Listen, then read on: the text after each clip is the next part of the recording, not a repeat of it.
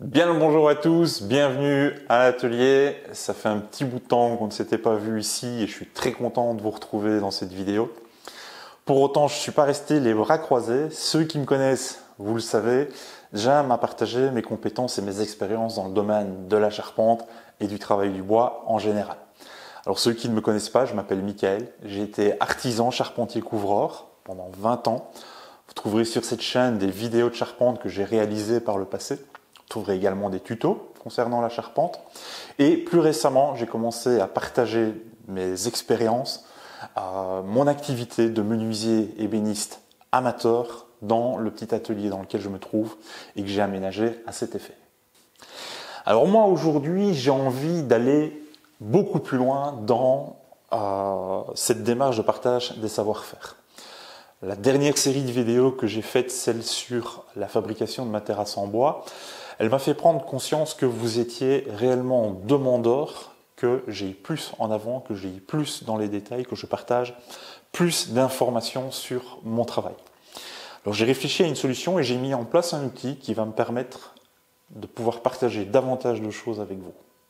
Cet outil, c'est la souscription. Vous pouvez d'ores et déjà souscrire à la chaîne en cliquant sur le bouton rejoindre qui est ici en bas à gauche pour vous de votre écran. Et cet outil souscription, moi, il va me permettre de pouvoir diffuser du contenu sur différents canaux. On a un premier canal qu'on connaît déjà, c'est celui de la chaîne où je diffuse publiquement des vidéos. Et puis, on a ce deuxième canal souscription. Alors, dans ce deuxième canal souscription, je vais pouvoir diffuser du contenu qui est beaucoup plus explicite, où je vais pouvoir rentrer beaucoup plus en détail dans la méthode que j'utilise. Je vais pouvoir notamment faire une vidéo sur comment est-ce qu'on fait pour dimensionner une pièce de bois sur laquelle on doit venir à poser une charge. Ne pas que cette pièce de bois vienne à fléchir ou à se rompre. Pouvoir également faire une vidéo détaillée sur la méthode bien précise, sur le fil conducteur que j'ai suivi pour m'aménager ce petit atelier de menuiserie et que celui-ci soit hyper pratique et que je puisse en tirer vraiment le maximum. On va également pouvoir faire des lives, on va parler d'un sujet en particulier. Et à ce titre, notez la date du 19 mai 2024 à 20 h, où je vais pouvoir répondre à toutes les questions qui m'ont été posées au sujet de la fabrication des terrasses en bois. Si vous n'êtes pas là à cette date, c'est pas très grave, vous pourrez revenir plus tard. Le live sera rediffusé dans cette partie souscription. Et puis, on a un troisième canal. Le troisième canal, c'est celui de la formation en ligne. Je vais vous proposer un premier projet autour de la fabrication de ce banc de scie radial. C'est un projet qui regroupe pas mal de techniques de menuiserie de base et qui reste techniquement accessible à chacun. Ce n'est pas non plus un projet qui nécessite de posséder un atelier hyper équipé, ni même d'avoir une machine combinée à bois comme la mienne. Les seuls outils dont vous avez réellement besoin pour fabriquer cet établi, c'est de disposer de votre scie radiale, celle que vous voulez utiliser, et d'avoir une ou deux bonnes visseuses avec vous à l'atelier. Ça fait déjà quelques temps que je vous ai parlé de la fabrication de ce banc de scie radial, mais je ne voulais pas en dévoiler davantage sans l'avoir expérimenté grandeur nature, lors de la réalisation plus ou moins complexe d'un projet, comme par exemple la réalisation de ce cadre de lit que j'ai entièrement fabriqué en bois de récupération. Ce sont des restants de poutrelles de Padouk qui proviennent d'un chantier de terrasse que j'ai réalisé il y a déjà quelques années. Alors c'est un projet ce cadre de lit, c'est un projet qui regroupe pas mal de techniques de menuiserie avec des assemblages en tenon mortaise. Il y a du délignage, du dégauchissage, du rabotage, du collage, etc.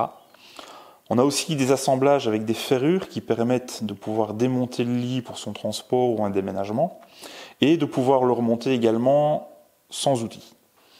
Alors c'est notamment avec ce banc de scie radial que j'ai façonné certaines des pièces de bois de ce cadre de lit.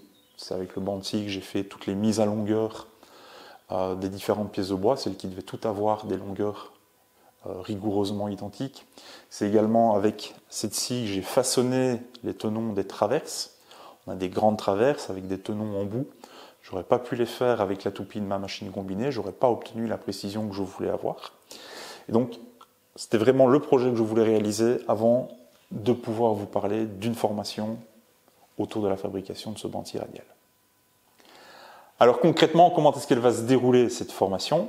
Je vais diffuser dans le courant du mois de juin les vidéos de la première partie de cette formation. Vidéos en dessous desquelles vous allez pouvoir me poser toutes vos questions. Et puis, je ferai un live où je répondrai à toutes les questions globalement en une fois. Et on fera également une séance questions-réponses où vous pourrez me poser d'autres questions. Je diffuserai ensuite la deuxième partie de la formation. Pareil, séance questions-réponses lors d'un live.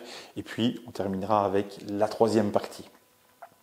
Si cette formation elle vous intéresse, je vous invite à souscrire dès à présent à la chaîne.